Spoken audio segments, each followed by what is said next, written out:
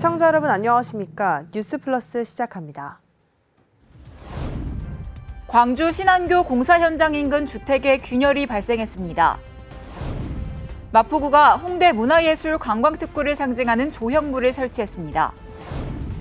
대전시가 가족이 함께할 수 있는 e스포츠 행사를 마련했습니다. 충청북도 4개 산업단지가 정부의 대개조 산업단지로 선정됐습니다. 여수시가 양지고가교를 철거했습니다. 광주의 한 공사 현장 인근 주택 벽이 갈라지고 땅이 내려앉아 주민들이 불안에 떨고 있습니다. 시공사는 책임을 인정하면서도 당장 해결은 불가능하다는 입장이어서 피해 주민들과 갈등이 깊어지고 있습니다. 광주 신안교 공사 현장 인근의 한 주택입니다. 마당과 벽 곳곳에 크게 금이 갔습니다. 마당뿐만 아니라 담, 또 하수구, 또 천장까지 전부 다 금이 안 간 곳이 별로 없어요. 세면한 구조가 한번 벌어지면 회복이 안 되기 때문에 불안해하고 있죠.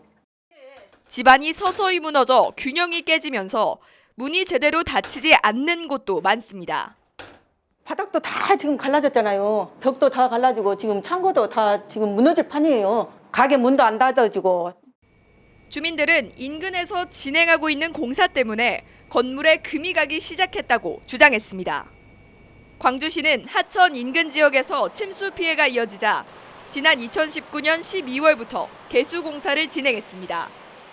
공사가 진행되면서 주민들의 피해 신고가 잇따르자 시공사 측에서 현장 조사를 실시했고 조사 결과 자신들의 책임이 있다는 사실을 인정했습니다. 하지만 지금 당장 문제를 해결할 수는 없다는 입장입니다.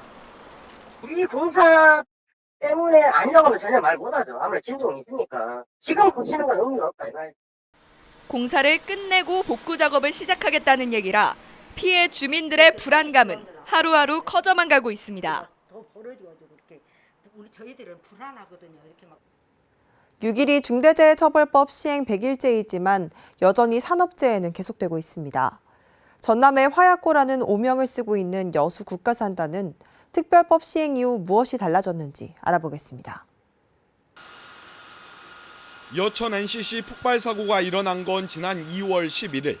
중대재해법이 시행된 지 불과 2주가 지난 시점이었습니다. 명확한 사고 원인이 아직 밝혀지지는 않았지만 협력업체가 열 교환기를 재조립하는 과정에서 발생한 폭발 사고였습니다. 이탈된 큰 카바 주변에 여러분이 있었던 것 같습니다. 그래서 인명사고가 컸던 원인이 되지 않을까.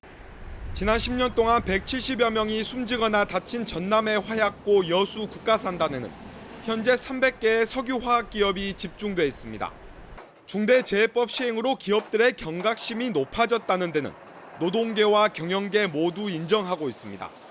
LG화학이 카메라 400대를 통해 24시간 환경 안전 상황을 감시하는 관제센터를 구축하는 등 대기업들은 각종 사고를 막기 위한 투자를 대폭 확대했습니다.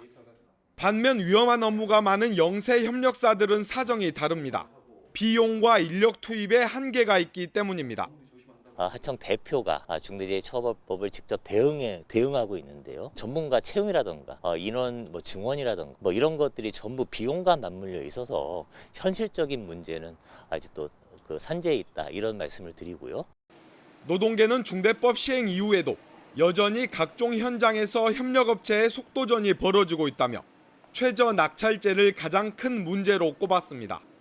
정비를 하려고 비우는 그 기간 동안에 다른 시설들도 이 생산을 멈추거나 줄일 수밖에 없는 상황이거든요. 철야 작업을 강행을 하고 이런 것들이 지금 현재도 진행되고 있는 상황입니다. 불분명한 처벌 규정을 우려하는 경영계와 적용 대상과 처벌을 확대해야 한다는 노동계 모두 중대재해법의 개정을 요구하기는 여수산단도 마찬가지입니다. 40년이 넘은 여수산단의 노후 설비를 개선 지원하기 위한 여수산단 특별법 논의도 속도를 내고 있어 처리 여부가 주목됩니다. 수도권 소식입니다. 마포구가 홍대 축제거리에 홍대 문화예술 관광특구를 상징하는 조형물을 설치했는데요. 일상으로의 복귀가 다가오는 시점에 홍대 문화예술관광특구를 알리기 위한 신호탄이 됐습니다. 마포구는 홍대 축제거리에 홍대 문화예술관광특구를 상징하는 조형물을 설치했습니다. 홍대 문화예술관광특구는 서울시에서 7번째로 지정된 1.13제곱킬로미터 규모의 관광특구입니다. 조형물은 가로 4.5m, 높이 1.6m, 폭 1m 크기로 코로나 이후 일상으로의 복귀가 다가온 시점에 홍대 문화예술관광특구를 알릴 수 있는 조형물로 제작됐습니다. 캐릭터는 향후 관광특구의 마스코트 역할을 하며 다양한 형태로 제작돼 홍대 홍보에 적극 활용할 방침입니다. 마포구는 이번 조형물 설치를 시작으로 홍대 축제거리를 가득 채우는 다채로운 공연과 전시 등 볼거리를 지속적으로 제공할 예정입니다. 마포문화재단은 지난 2022년 8월부터 약 1년 4개월에 걸쳐 마포아트센터 아트홀맥을 새 단장했는데요. 마포아트센터 재개관에 맞춰 건전한 예술 기부 문화를 조성하기 위해 객석 기부자를 모집받고 있습니다. 기부자는 객석 명패 혹은 로비 동판과 기획공연 할인 혜택, 세액 공제 혜택 등을 누릴 수 있습니다. 마포문화재단은 1,004석 대극장으로 새 단장을 완료한 마포아트센터 아트홀맥의 객석 기부자를 모집합니다. 마포아트센터는 지난 12월 약 1년 4개월의 공사를 마치고 강북 최고의 복합 문화기관으로 탈바꿈했습니다. 객석 기부는 기부금에 따라 대극장 아트홀맥 로비 혹은 객석에 기부자의 성함과 메시지를 새기는 프로젝트입니다.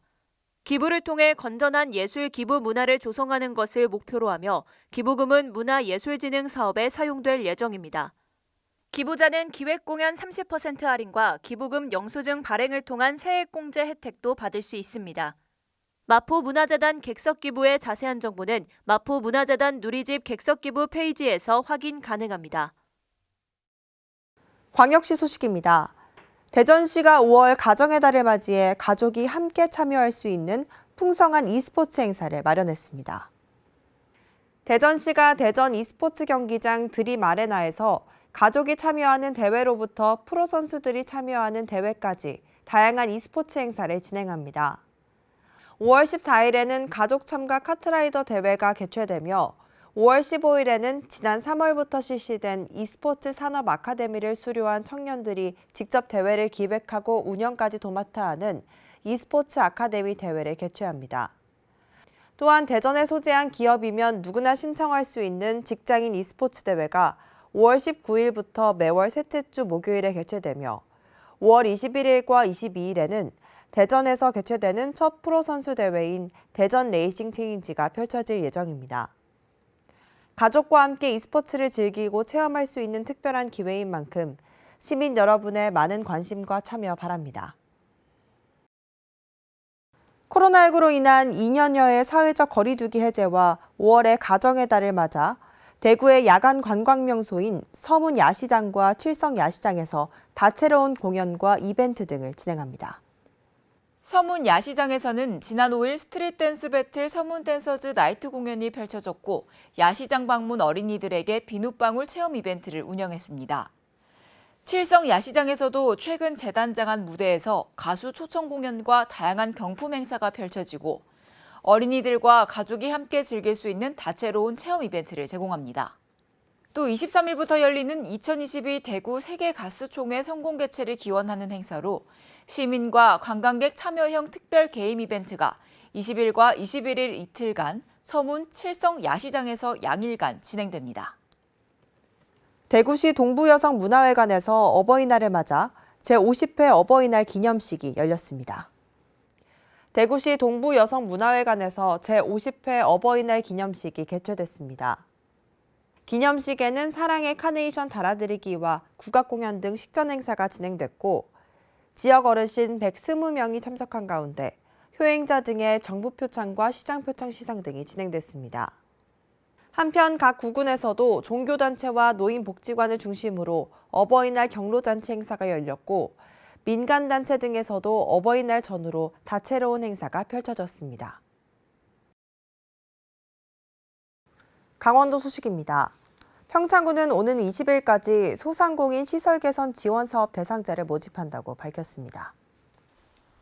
대상은 신청일 기준 2년간 평창군에 주소와 사업장을 두고 있으며 2021년도 연매출 3억 원 이하의 도소매업, 두발미용업, 세탁업, 제조업 등에 해당되는 소상공인입니다. 지원 내용은 사업장 건물과 시설물 등의 개량 수리 및 사업에 필요한 장비 교체 지원으로 공용 구간이 아닌 해당 영업장 면적에 한해 지원 가능합니다.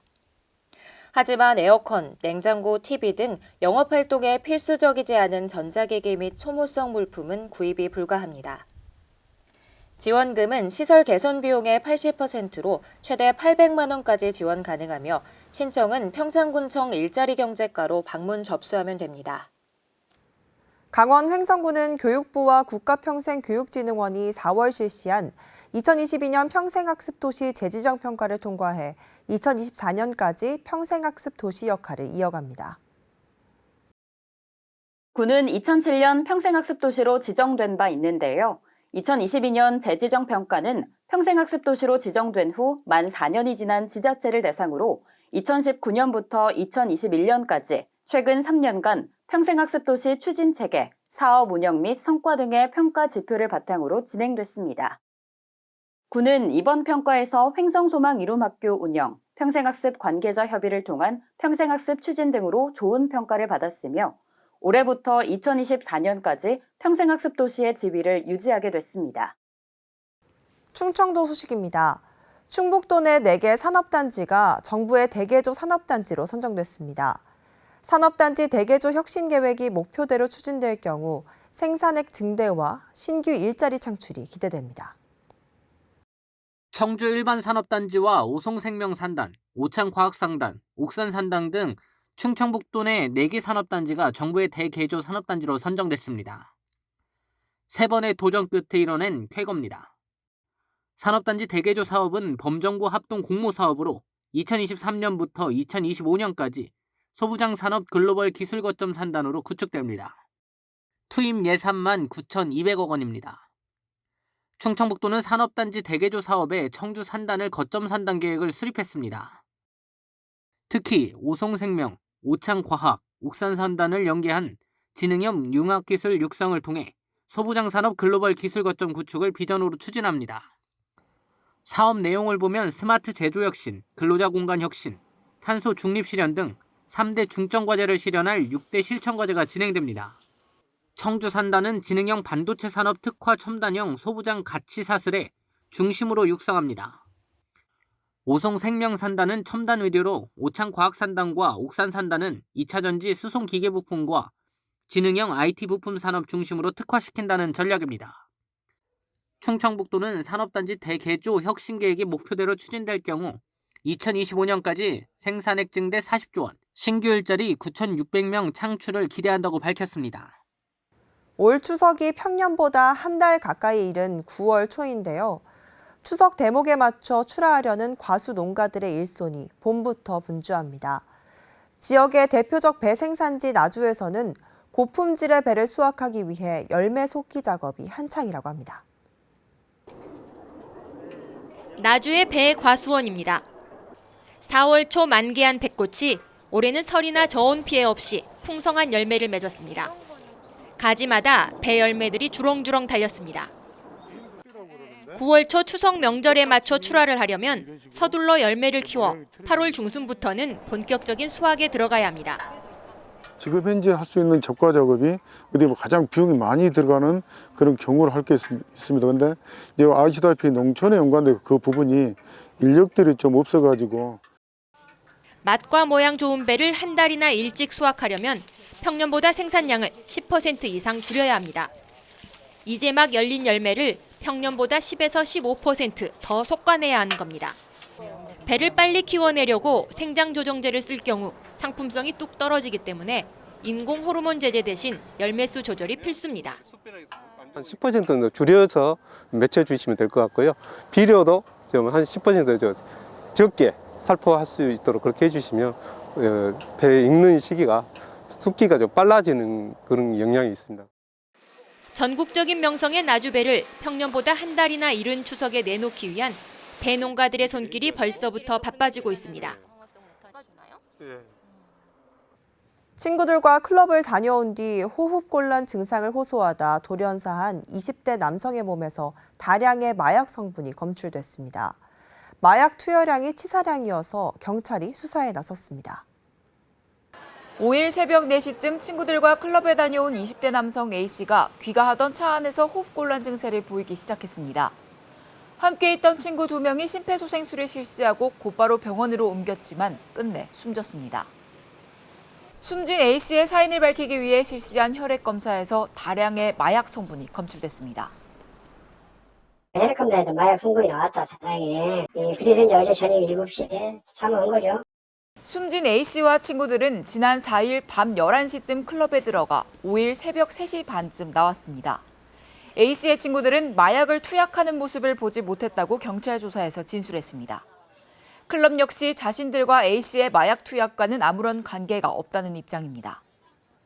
저희는 다 오픈된 가게이기 때문에 그런 게 불가하고.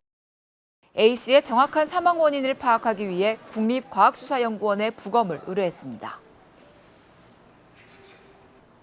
6일 지방선거를 앞두고 더불어민주당 공천 작업이 마무리되면서 지역별 대진표도 하나둘 완성되고 있습니다. 일부 지역에선 민주당 후보만 출마 의사를 밝혀 12년 만에 무투표 당선 사례에 대한 관측이 나옵니다. 재선 도전에 나선 명현관 해남군수. 더불어민주당의 단수 공천권을 따낸 데다 다른 정당이 후보자를 내지 않아 경쟁자가 없습니다. 당내 경선은 물론 지방선거도 치르지 않고 무혈 입성할 가능성이 높은 겁니다. 광주 전남에서 현재까지 민주당 소속 후보만 출마 의사를 밝힌 선거구는 광주 광산구청장과 해남군수, 화순군수 선거 등 모두 5곳입니다. 광주 광산구청장과 화순군수 선거의 경우 박병규, 구복규 후보가 경선 끝에 민주당 후보로 최종 선정됐습니다. 보성군수와 강진군수 역시 깜짝 무소속 카드가 나오지 않는 이상 민주당 후보의 무투표 당선이 유력합니다. 민주평화당과 국민의당 등 세력이 약해진 정당 후보들을 더불어민주당이 모두 흡수했기 때문입니다. 민주당 공천은 당선이라는 공식이 확실한 지역이었기 때문에 그런 어떤 내부 경쟁은 치열한데 외부 경쟁은 빈약한 이런 구도를 만들었다고 할 수 있을 것 같습니다. 공직선거법에 따라 오는 12일과 13일 후보자 등록 기간 동안 다른 정당이나 무소속 후보가 등록하지 않을 경우 선거운동은 중지됩니다. 광주 전남에서는 지난 2010년 김일태 영암군수가 무투표 당선된 적이 있습니다. 12년 만에 또다시 무투표 당선 사례가 나오게 될지 관심이 모아지고 있습니다. 레저 스포츠용 선박이 정박하는 곳을 마리나라고 하는데요. 최근 여수와 목포 같은 전남 지역 마리나가 전국적으로 주목을 받고 있습니다. 각양각색의 요트들이 마리나를 드나듭니다. 육상과 해상의 요트 150척이 머물 수 있는 여수 마리나입니다. 빈 공간이 없을 정도입니다. 남태평양 섬들 여행하면서 2년 동안 여행을 했는데 금오도 그 앞에 섬들로 싹 막혀 있어가지고 요트로서는 색이 어디다 내놔도 꿀리지 않는 천혜의 요새입니다. 요트를 장기간 정박하고 여수 생활을 즐기고 있는 외국인들도 눈에 띕니다. 여수 마리나는 아시아 최고의 입지와 환경을 가지고 있다고 평가받고 있습니다. Yosu Marina is one of the very few international standard marinas in North Asia. Location is very good because it's on the southern end, so it's very easy to come from Japan or Taiwan. 정부가 해양 레저 활성화에 나선 뒤 전남의 마리나가 주목을 받고 있습니다. 현재 전남에는 여수 150석, 목포 56석, 보성 39석의 마리나가 있습니다. 최근 자리를 얻기 어려울 정도로 전국에서 모여들고 있습니다. 관광용뿐 아니라 스포츠용이나 장거리 여행용 요트들이 급증하고 있습니다. 마리나의 필수인 요트 수리시설 건립 예산도 확보해 놓은 상태입니다. 부산, 제주 등에 비해 후발주자이나 해수부 제2차 마리나 항만 기본 계획에 반영된 여수를 중심으로 해양 레저 스포츠를 활성화해 나갈 계획입니다. 해양 레저 산업이 급격히 성장하고 있는 상황. 안전사고와 해양오염 차단은 지속적으로 풀어야 할 숙제입니다.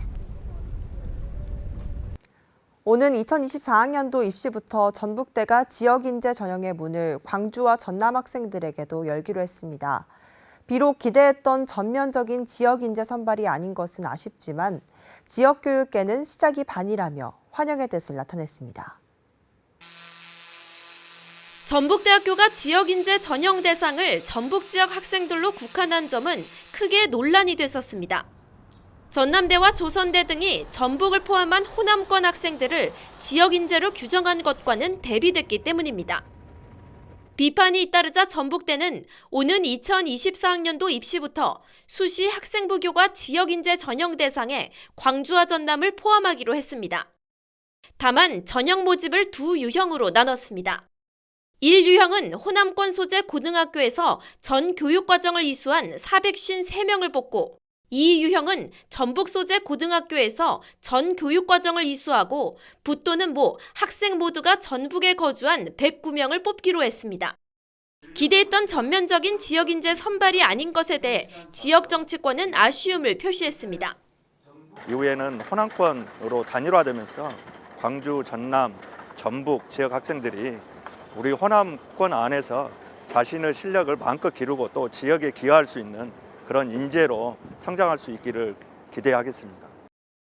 광주 전남 상위권 학생들에게 관심이 높은 의예과는 14명, 치의예과 5명, 수의예과 5명, 간호학과 9명 등 1유형에서만 모두 33명을 선발합니다.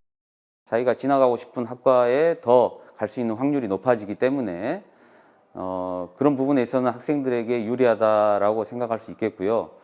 대학과 연계해서 취업도 잘 되고 있어서 그런 부분에 있어서 학생들이 많이 궁금해하고 이번 결정으로 광주, 전남, 전북의 학생들이 호남이라는 큰 틀 안에서 지역 발전에 기여할 인재로 성장할 수 있을 전망입니다. 전남의 한 군수 예비 후보가 캠프 관계자와 식당을 방문해 주민에게 금품을 전달하는 모습이 포착돼 논란이 커지고 있습니다. 해당 군수 예비 후보는 금품을 전달한 사람은 자신과 무관하게 군의원 출마를 준비하는 사람이고 그 자리에 우연히 동석했을 뿐이라고 항변했습니다. 지난달 25일 저녁 전남의 한 식당입니다. 14명의 여성이 식사를 하고 있고 군수 예비 후보와 동행인 한 명이 식당을 찾습니다. 두 사람은 명함을 돌리더니 예비 후보 동행인이 자리에 앉아있는 여성에게 5만 원권 지폐 서너 장을 꺼내 건넵니다.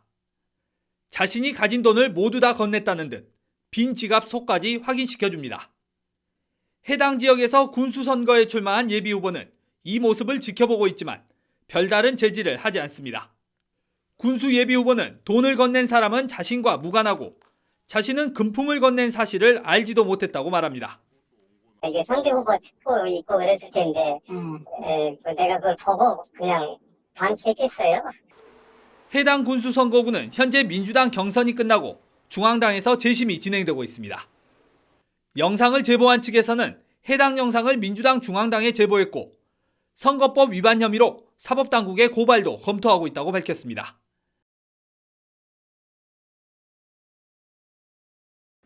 여수시가 내년 여수항 개항 100주년 사업을 추진하면서 말썽을 빚고 있습니다. 정식 개항은 해방 뒤에 이뤄졌는데도 일제의 무역항 지정을 마치 개항인 것처럼 역사 왜곡을 하고 있다는 비판의 목소리가 나오고 있습니다. 일제시대인 1931년 발행된 조선항만 일람도입니다. 개항을 뜻하는 붉은색 항구는 전국 11곳으로 전남에서는 목포항이 유일합니다. 여수항은 대한민국 정부 수립 이후인 1951년 8월 15일 개항됐습니다. 문제는 여수시가 이런 역사를 왜곡해 일제가 무역항으로 지정한 1923년을 개항 시점으로 잡고 100주년 기념 사업을 추진하고 있다는 점입니다. 1923년은 조선 총독이 지정한 지정항입니다. 그래서 개항 100주년이라고 하는 것은 안 맞죠. 일종의 이제 역사 왜곡이라고 할 수 있습니다. 특히 무역항 지정을 통해 벌어진 강제 수탈의 역사를 여수시가 스스로 정당화한 꼴이라는 지적도 나오고 있습니다. 이런 문제로 목포시는 지난 1997년 개항 100주년을 간소하게 치렀고 인천시는 1983년 완공한 개항 100주년 기념탑을 철거했습니다. 하지만 여수시는 별 문제 없다며 내년 기념 사업을 대대적으로 진행하겠다는 입장입니다. 세관항으로 지정돼서 무역항으로서의 기능과 역할을 수행한 시점을 기준으로 여수시가 개항의 역사를 왜곡하고 일제의 굴욕적인 문화 개방을 정당화하면서 이를 바로잡아야 한다는 목소리가 커지고 있습니다. 여수시가 시민들의 오랜 수건이었던 양지 고가교 철거를 완료했습니다. 여수시가 양지 고가교를 철거했습니다. 이에 따라 기존 도로 가장자리 통행 방식을 중앙 통행 방식으로 전환하고 가장자리 도로 공사를 마무리할 예정입니다. 양지 고가교 철거 공사는 차량 소음과 매연 등 환경 피해를 해소하기 위해 고가교를 철거하고 평면 도로를 정비하는 사업으로 작년 11월에 착공해 오는 7월에 준공 예정입니다. 여수시가 지역 대표 농특산물로 육성하고 있는 옥수수의 판로 확대를 위해 옥수수 상품 개발 창업 지원 대상자를 모집합니다. 여수시가 옥수수 상품 개발 창업 지원 대상자를 모집합니다. 신청 자격은 여수시에 주민등록이 되어 있는 청년, 여성, 귀농인으로 여수 옥수수를 활용해 상품 개발을 희망하는 예비 창업자입니다. 자격 요건 확인과 현장 면담 평가를 거쳐 사업 대상자로 최종 선정되면 500만 원을 지원받아 옥수수 상품 개발 재료 구입비와 포장재 제작비, 홍보비 등에 사용할 수 있습니다. 트위터나 페이스북, 인스타그램 등 소셜미디어의 사용을 일주일만 중단하면 우울증과 불안감 등 정신건강을 개선하는 데 도움이 될 수 있다는 연구 결과가 나왔습니다. 9일 사이언스 데일리의 보도에 따르면 영국 바스대 보건운동 심리학 교수 제프 램버트 박사 연구팀이 SNS를 매일 평균 8시간 사용하는 18세에서 72세 연령 154명을 대상으로 진행한 연구 결과에 이 같은 사실이 밝혀졌습니다. A그룹은 매일 평균 21분씩, B그룹은 7시간씩 SNS를 사용했는데 일주일 후 A그룹은 B그룹보다 웰빙, 우울, 불안이 현저히 개선된 것으로 나타났습니다. SNS는 많은 사람에게 자신이 누구이며 다른 사람과 어떻게 소통하고 사는지를 보여주는 일상생활의 일부지만 지나치면 정신건강에 부정적인 영향을 미칠 수 있기 때문에 사용 시간을 줄일 필요가 있다고 연구팀은 강조했습니다. 때론 SNS로부터 오는 외부의 자극을 줄이고 나의 내면에 집중해보는 건 어떨까요? 이상 뉴스 마칩니다. 시청해주신 여러분 고맙습니다.